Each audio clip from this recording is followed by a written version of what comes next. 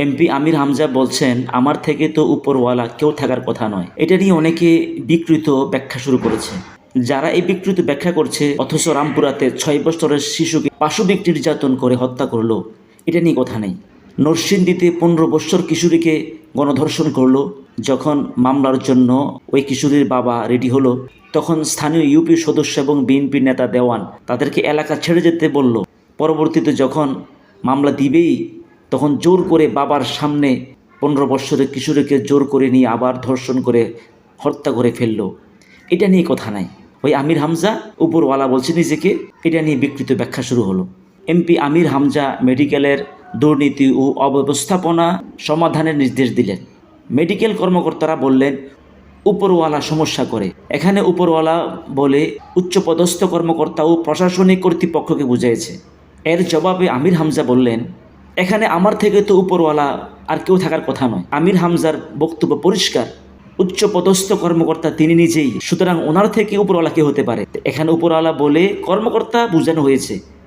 আর যেহেতু উনি সবার ঊর্ধ্বে, তাদের মধ্যে উনি নিজেকে উপরওয়ালা বুঝিয়েছেন এই দৃষ্টিকোণ থেকে। আর এটাকে নিয়ে মিলিয়ে ফেলছে, আমরা উপরওয়ালা তো আল্লাহকে বলি, আমির হামজা উপরওয়ালা নিজেকে বলছেন, নাউজুবিল্লাহ। এটা তো সম্পূর্ণ ওনার একটা বক্তব্যকে বিকৃতি করা হলো। এটা কেমন আচরণ? আকবরুল কাবায়ের সবচেয়ে বড় গুনাহ 3টি: ইশরাকুন বিল্লাহ, আল্লাহর সাথে শিরিক করা; উকুকুল ওয়ালিদাইন, আব্বা আম্মার সঙ্গে বেয়াদবি করা; কাউলা জুর আও শাহাদাত জুর, মিথ্যা কথা, মিথ্যা সাক্ষী, মিথ্যা প্রপাগান্ডা হচ্ছে বড় গুনাহ। সুতরাং যারা এভাবে কথা বিকৃতি করছে, তারা জঘন্য বড় গুনাহ করছে। এখন আসেন রামপুরাতে 6 বছরের শিশুকে পাশবিক নির্যাতন করে হত্যা করলো।